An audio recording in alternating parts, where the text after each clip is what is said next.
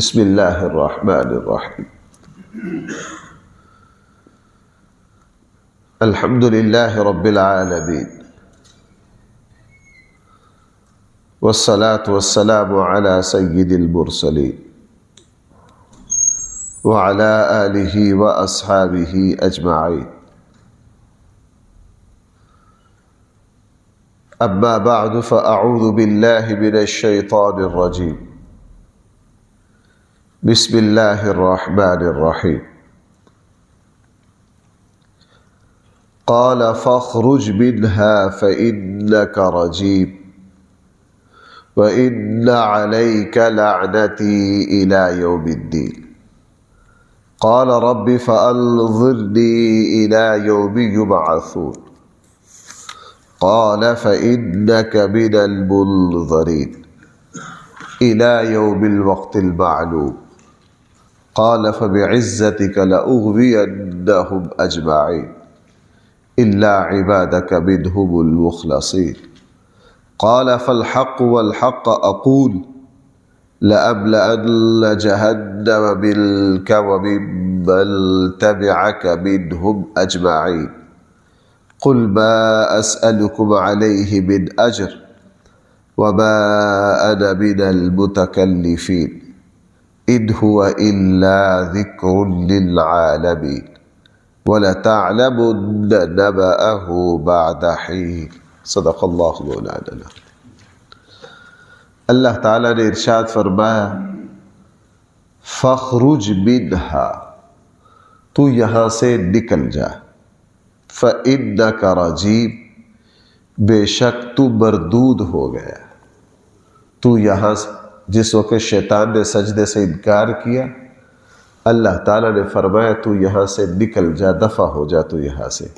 فَإِنَّكَ رَجِيمٌ، یقیناً تو کیا ہو گیا؟ مردود ہو گیا۔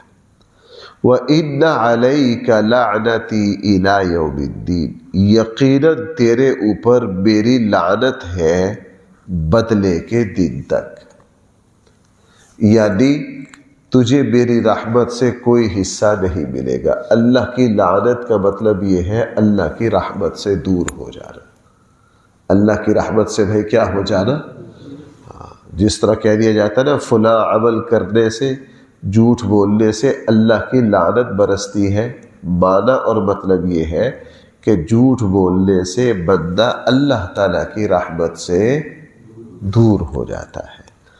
اس لیے فرمایا وَإِنَّ عَلَيْكَ لَعْنَتِي، یقیناً تیرے اوپر میری لعنت ہے، إِلَى يَوْمِ الدِّينِ، بدلے کے دن تک۔ جب اللہ تعالیٰ نے اسے یہ فرمایا تو اس نے آگے سے کیا کہا؟ قَالَ رَبِّ فَأَنظِرْنِي إِلَى يَوْمِ يُبْعَثُونَ، اے میرے رب مجھے اٹھائے جانے کے دن تک مہلت دے دیجیے۔ اٹھائے جانے کے دن تک کیا دے دیجیے؟ یہاں ایک بڑی اہم بات ہے میرے اور آپ کے سمجھنے کی۔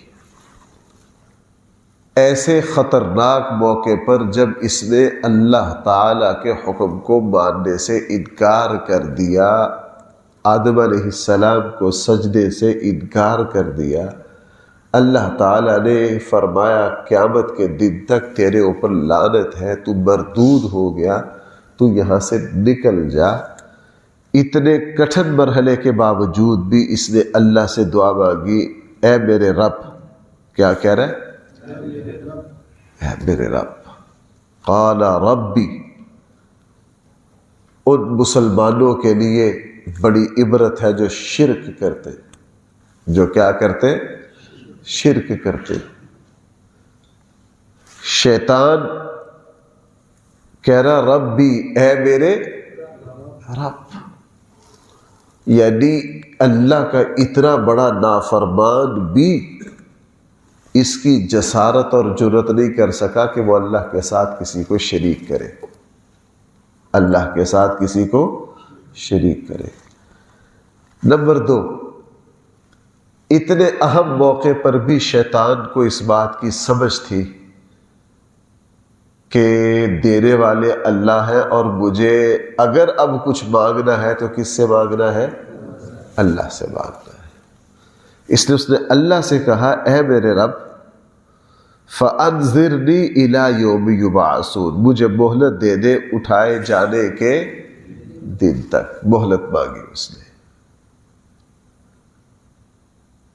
اب مجھے اور آپ کو سمجھنا یہ ہے وہ شیطان جو اتنے نازک موقع پر بھی جب اس کو مردود قرار دے دیا گیا ہے پھر بھی یہ اللہ تعالیٰ سے مانگ رہا ہے. بھئی کس سے مانگ رہا ہے؟ اور ہمیں یہ خبیث سبق پڑھاتا ہے کہ تم نے کبھی بھی اللہ سے نہیں مانگنا، اور ہم اس کا یہ سبق پڑھ بھی لیتے. ہم اس کا یہ سبق پڑھ بھی اس سے پتہ چلا کہ ایک تو مسلمان کو اللہ ہی سے مانگنا چاہیے، دوسرا بظاہر ایک مسلمان کو کتنے بھی اللہ کے ناراضگی کے آثار محسوس ہو، وہ کتنا ہی سخت سے سخت گناہ میں مبتلا ہو جائے، وہ فوراً کس کی طرف رجوع کرے؟ اللہ کی طرف رجوع کرے، اللہ سے مانگے. شیطان خود اللہ سے مانگ رہا ہے اور ہمیں کہتا ہے تم اللہ سے نہ مانگنا، اور ہم اس کا کہا مان بھی لیتے. ہم اس کا کہا مان، جو اس نے سبق پڑھایا ہم وہ پڑھ بھی لیتے. لہذا مسلمان پر کبھی بھی یہ حالت نہ آئے کہ یہ اللہ سے نہ مانگے، بلکہ ہر حال میں کس سے مانگے؟ اس سے یہ پتہ چلا کہ اللہ کی رحمت اتنی وسیع ہے، اللہ کا فضل اتنا وسیع ہے کہ اللہ تعالی جب شیطان کی دعا کو قبول کر سکتے ہیں تو بڑے سے بڑے کافر کی دعا کو بھی اللہ قبول کر سکتے، اور اللہ قبول کرتے، اللہ تعالیٰ قبول کرتے. لہذا کسی بھی حالت میں مسلمان کو مایوس نہیں ہونا چاہیے. یوں کہہ کر کہ میرا اللہ سنتا ہی نہیں، یہ الفاظ کبھی بھی کہنے، بڑے سے بڑا گناہگار بھی ہو وہ اللہ تعالیٰ کو پکارے گا، اللہ تعالیٰ اس کی پکار کو ضرور سنیں گے، اس کی دعا کو. اسی لیے کہ اللہ تعالیٰ نے تو اس حالت میں جس وقت یہ اللہ تعالیٰ سے بغاوت کر رہا ہے اور جنت سے نکل رہا ہے، اللہ تعالیٰ اسے کہہ رہے ہیں کہ تیرے اوپر قیامت تک لعنت ہے، تو یہاں سے دفع ہو جا. یہ پلٹ کر پھر اللہ تعالیٰ سے کیا مانگ رہا ہے؟ مہلت مانگ رہا ہے. قال ربی، کہا اے میرے رب فَأَنذِرْنِي إِلَىٰ يَوْمِ يُبْعَثُونَ. ہاں اس نے اللہ تعالیٰ کو اللہ تعالیٰ کے ساتھ ایک چلاکی لگانے کی کوشش کی. اللہ تعالیٰ کے ساتھ ایک، لیکن اللہ کی ذات کو کون چلاکی لگا سکتا ہے جس کا علم کی کوئی حد ہی نہیں.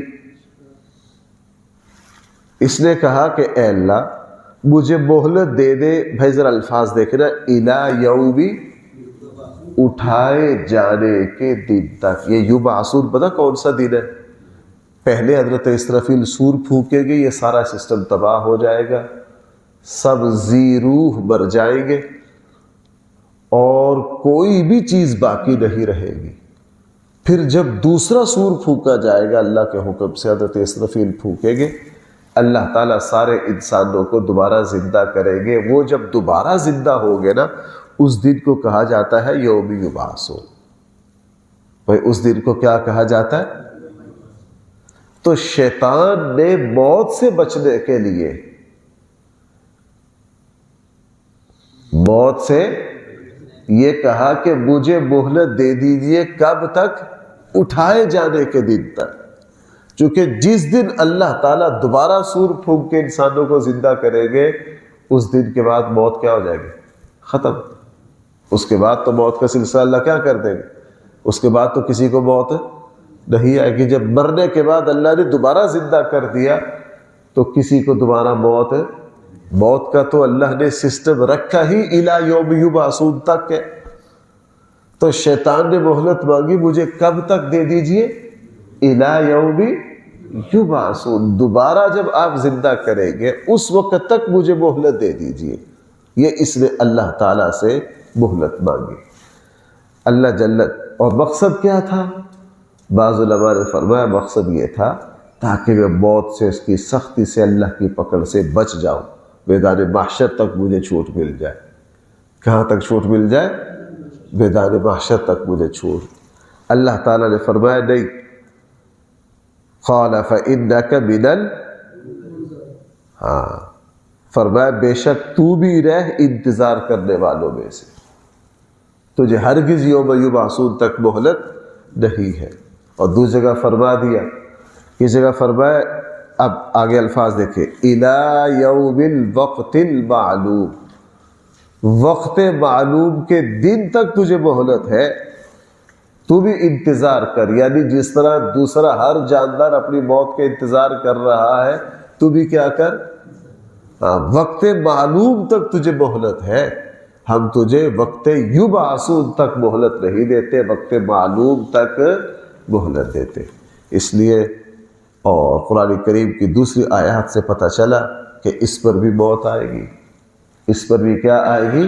موت آئے گی. جس وقت حضرت اسرافیل پہلا سور پھونکیں گے، جب اللہ تعالیٰ سارے نظام کو درم بھرم کر دیں گے، تو اس وقت جب سارے انسان اور جنات پر موت آئے گی تو شیطان پر بھی کیا آئے گی؟ موت آئے گی. پھر اس نے آگے دیکھیے، جب مہلت مل گئی تو اگلی بات اس نے کیا کہی؟ قال فبعزتک لأغوینہم اجمعین. تو شیطان نے کہا تیری عزت کی قسم میں ان سب کو گمراہ کروں گا. بھائی قسم کس کی کھا رہا ہے؟ اللہ تعالیٰ کی. توحید میں یہ پکا ہے کیا؟ تیری عزت کی قسم. اس نے غیر اللہ کی قسم نہیں کھائی. ہمارے یہاں اونٹ پٹانگ کی قسمیں کھاتے. حدیث مبارکہ میں آتا ہے قسم کھانا صرف اور صرف کس کی جائز ہے؟ اللہ کی جائز ہے. غیر اللہ کی قسم کھانا ہرگز جائز ہے. اس نے کہا تیری عزت کی قسم. میں بار بار آپ سے عرض کر رہا ہوں، شیطان کو اللہ کی کبریائی میں کوئی اختلاف نہیں تھا. اس نے رسالت میں اختلاف کیا، خلافت میں اختلاف کیا. کس میں اختلاف کیا؟ خلافت میں اختلاف کیا. مگر نہ اللہ تعالیٰ کی اس پر تو مان. بھائی ہندو جو ہے وہ اللہ کو مانتے ہیں کہ نہیں؟ انکار کس کا کرتے ہیں؟ رسالت کا. بھائی سمجھ رہا، انکار کس کا کرتے ہیں؟ سکھ بھی اللہ کو مانتے ہیں، لیکن وہ اللہ کی زمین پر اللہ کا نمائندہ بابا گرو نانک کو سمجھتے ہیں. یعنی گویا کہ سکھ بھی کس کا انکار کر رہے ہیں؟ رسالت کا. عیسائی اللہ کو مانتے ہیں کہ نہیں؟ لیکن انکار کس کا کرتے ہیں؟ نبی کریم وہ اللہ کا آخری نمائندہ صرف اور صرف کس کو مانتے ہیں؟ حضرت عیسیٰ کو. یہودی بھی اللہ کو مانتے ہیں، لیکن وہ حضرت عیسیٰ کا کیا کرتے ہیں؟ انکار کرتے ہیں. اصل مسئلہ اللہ کے انکار کا نہیں ہے. انسانوں نے اصل جو مسئلہ پیدا کیا ہے وہ اللہ کے نبیوں کے انکار سے، یہ شیطان سے چلا آ رہا ہے. شیطان بھی اللہ کو مانتا ہے، لیکن اس نے حضرت آدم کو اللہ کا خلیفہ ماننے سے کیا کر دیا تھا؟ انکار کر دیا تھا. یہ بات میں اس لیے کہہ رہا ہوں، یہ بات اکثر کی جاتی ہے کہ جی جو بھی اللہ کو مانتا ہو وہ ساری ٹھیک ہے. جو بھی کس کو مانتا ہو؟ اللہ کو مانتا ہو، وہ کیا ہے؟ سارے ہی ٹھیک ہے. یہ بات بالکل غلط ہے. اللہ کو تو شیطان بھی مانتا ہے. میں کسی جگہ اس نے اللہ کی کبریائی کا انکار کیا؟ میں جگہ جگہ نشان دیکھا ہوں، اے میرے رب تیری عزت کی قسم. شیطان 100% کس کو مان رہا ہے؟ اللہ کو مان رہا ہے. اس لیے یہ کہنا کہ جو اللہ کو مانے وہ سب ایک ہی ہے، وہ مسلمان ہی ہے، یہ بات بالکل غلط ہے. شیطان اللہ کو مانتا ہے، یہود و نصارہ سب اللہ کو مانتے. بہرحال اس نے کہا فبعزتک، تیری عزت کی قسم، لأغوینہم اجمعین، میں ان سب کو کیا کروں گا؟ گمراہ کروں گا. اور دوسری جگہ فرمایا میں ان کے دائیں بائیں آگے پیچھے سے ان سب کو گمراہ کروں گا. اور یہاں بھی ایک اور بات ذرا توجہ رکھیے، یہاں چھوٹی چھوٹی باتیں لیکن وہ بڑی سمجھنے میں. فبعزتک لأغوینہم اجمعین. اور دوسری جگہ اس نے پتہ کیا تھا؟ فبما اغویتنی.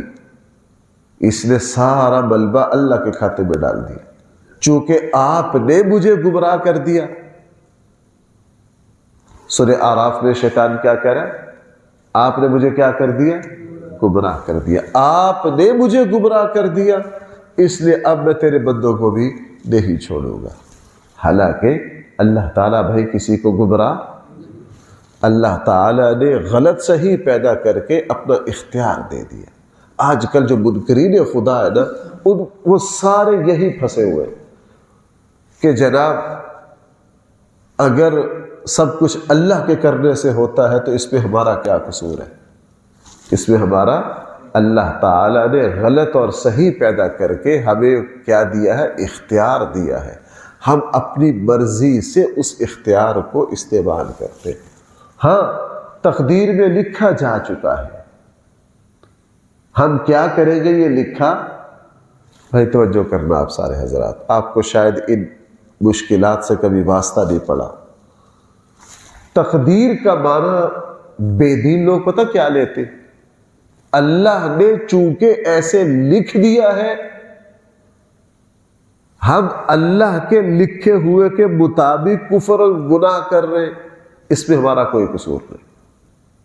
وہ تقدیر کا یہ مطلب لیتے.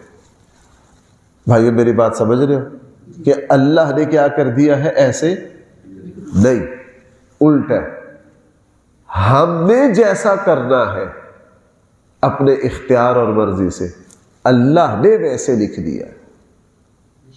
اللہ نے جیسے لکھ دیا ہے ہم ویسے کر رہے ہیں، یہ نہیں.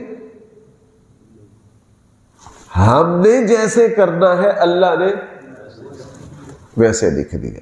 ماہر استاد، ماہر حکیم، والد کو پتہ ہے میرا اس بچے کا مزاج کیا ہے، یہ کیا کرے گا. آپ کے دو بیٹے، آپ کو دونوں کے مزاج کا پتہ ہے. کسی نے آپ کو فون کیا، جی آپ کے فلاں بیٹے نے میرے ساتھ سخت لہجہ اختیار کیا، آپ کے بڑے بیٹے نے میرے ساتھ کیا کیا. آپ کہیں گے یار میرا بڑا بچہ تو اس طرح نہیں کر سکتا، چھوٹے کا اعتبار کوئی نہیں. ایسے ہوتا ہے کہ نہیں؟ والد کو پتا ہوتا ہے کہ میرا یہ بچہ کیا کر سکتا ہے. ماہر استاد ہوتا ہے نا، اس کو اپنی کلاس کے طلباء کا پتا ہوتا ہے. ماہر حکیم اور ڈاکٹر ہوتا ہے نا، اس کو پتا ہوتا ہے، وہ نمز دیکھ کے بتا دیتا ہے آگے ایسے ایسے ایسے ایسے ہونا جو آئندہ ہونا ہے. اس لیے تقدیر کا معنی لوگوں نے غلط لیا ہوا ہے. ہمارے پاس نوجوان بڑے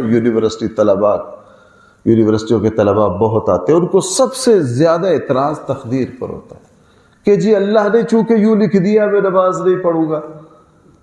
اور بھائی جب تیرے ابا کو تیرے پتہ ہے کہ تو نے کرنا کیا ہے، اللہ کو تیرا پتہ ہے تو نے کیا کرنا، اللہ کو پتہ ہے تو نے کیا کرنا ہے. ایسے نہیں کہ اللہ نے لکھ دیا ہے کہ تو فجر نہیں پڑھے گا اس لیے تو فجر نہیں پڑھ رہا.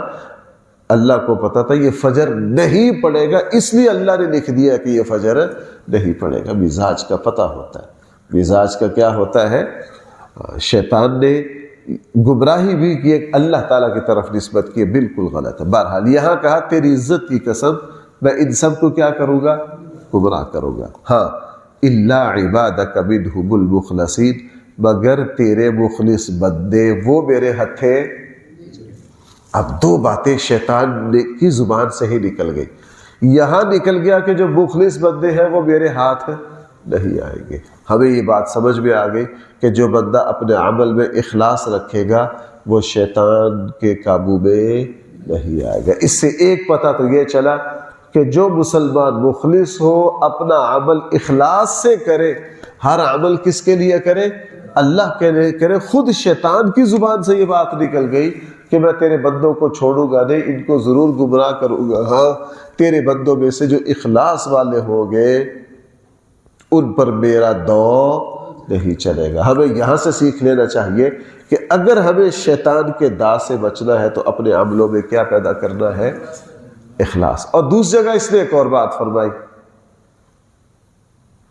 دوسری جگہ فرمایا کہ تو اپنے بندوں میں سے اکثروں کو شکر گزار نہیں پائے گا. اللہ سے کیا کہا؟ تو اپنے بندوں میں سے اکثروں کو کیا نہیں پائے گا. اس سے پتہ چلا وہاں بھی شیطان کی زبان سے سچ نکل گیا. بعض مرتبہ اللہ دشمن کی زبان سے کوئی ایسا کلمہ نکال دیتا ہے جس سے بندے کو ساری صورتحال سمجھ آ جاتی ہے۔ فرمایا کہ تو اپنے بندوں کو شکر گزار، میں ان کو دائیں بائیں اوپر نیچے سے اتنا گمراہ کروں گا کہ اپنے بندوں میں سے اکثر کو وَلَا تَجِدُ أَكْثَرَهُمْ شَاكِرِينَ، تو اپنے بندوں میں سے اکثر کو شکر کرنے والا۔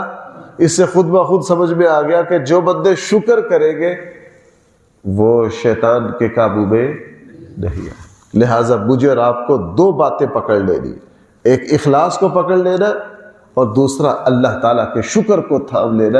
جو بندہ واقعتاً شکر کرتا ہے اور اپنے عمل میں اخلاص پیدا کر لیتا ہے تو شیطان اس کا کچھ بھی بگاڑ نہیں سکتا۔ یہ خود زبان سے یہاں نکل گیا، الا عبادک منہم المخلصین، ہاں تیرے مخلص بندے جو ہیں وہ میرے قابو میں۔ اللہ تعالیٰ نے فرمایا اچھا، قال فالحق، پھر حق یہ ہے، والحق اقول، اور میں حق ہی کہتا ہوں۔ اللہ نے فرمایا حق بھی یہ ہے اور میں ہمیشہ کیا کہتا ہوں، سچ ہی۔ لَأَمْلَأَنَّ جَهَنَّمَ مِنْكَ، میں ضرور جہنم کو بھر دوں گا تجھ سے، وَمِمَّن تَبِعَكَ مِنْهُمْ أَجْمَعِينَ، اور ان سارے لوگوں سے جو تیری اتباع کریں گے، میں ان سب سے کیا کر دوں گا۔ اور سورہ حجر میں فرمایا کہ جو بھی تیرے نقش قدم پر چلے گا، ہاں ان سب کو میں تیری ہی طرح جہنم میں پھینک دوں گا، ہاں جو میری طرف رجوع کریں گے، جو میری طرف کیا کریں گے، رجوع کریں گے، یعنی جو میری طرف توبہ کریں گے۔ اب حاصل یہ بھائیو، ذرا یہ کافی دن آتی، مجھے لگتا ہے شاید چوتھا پانچواں درس ہے شیطان کی اس بحث پر۔ تین باتیں سمجھ لیجئے۔ نمبر ایک، شیطان کے دو سے بچنے کے لیے ایک اعلیٰ ترین چیز شکر ہے، خود شیطان نے کہہ دیا۔ نمبر دو، دوسرا اخلاص ہے، اور تیسرا توبہ ہے۔ انشاءاللہ ہم قسم کھا کر کہتے جو بندہ مومن توبہ کا مزاج رکھتا ہو، شکر کا مزاج رکھتا ہو، اپنے عمل میں اخلاص رکھتا ہو، اس کو شیطان کی کوئی پرواہ نہیں۔ اس لیے مجھے اور آپ کو یہی اپنے اندر پیدا کرنا ہے، ہر وقت دل میں کیفیت شکر کی ہو، اللہ تیرا احسان۔ اور ہم زندگی میں جو تھوڑا بہت چھوٹا موٹا کریں، صرف اور صرف کس کے لیے کریں، اللہ کے لیے کریں۔ ریاکاری اللہ کو پسند نہیں، کس کے لیے کریں، صرف اور صرف اللہ کے لیے کریں۔ چھوٹی سی نیکی کر کے اس کے شہر میں بینر نہ لگائیں، دل میں یہ خیال نہ آئے کہ کاش میری اس نیکی کا لوگوں کو پتہ چل جائے اور لوگوں کو یہ پتہ چلے کہ میں کتنا نیک ہوں۔ نہ، اس نے اپنے عمل کو مٹی میں رول دیا، برباد کر دیا۔ تو تین باتیں ایسی ہیں، اخلاص، شکر گزاری، اور جب کبھی بھول چوک غلطی ہو جائے تو فوراً اللہ تعالیٰ سے معافی۔ یہ تین مضبوط قلعے ہیں، جو ان تین مضبوط قلعوں میں اپنے آپ کو محفوظ کر لے گا، شیطان اس کا کچھ بگاڑ نہیں سکتا۔ اللہ تعالیٰ مجھے آگے سلسلہ کلام بدل گیا، اللہ تعالیٰ نے توفیق دی تو انشاءاللہ کل کے درس میں سب۔ الحمدللہ رب العالمین، والصلاة والسلام على سید المرسلین وعلى آلہ واصحابہ اجمعین۔ ربنا آتنا فی الدنیا حسنہ وفی الآخرۃ حسنہ وقنا عذاب النار۔ صلی اللہ تعالی علی خیر خلقہ سیدنا و مولانا محمد وآلہ واصحابہ اجمعین برحمتک یا ارحم الراحمین۔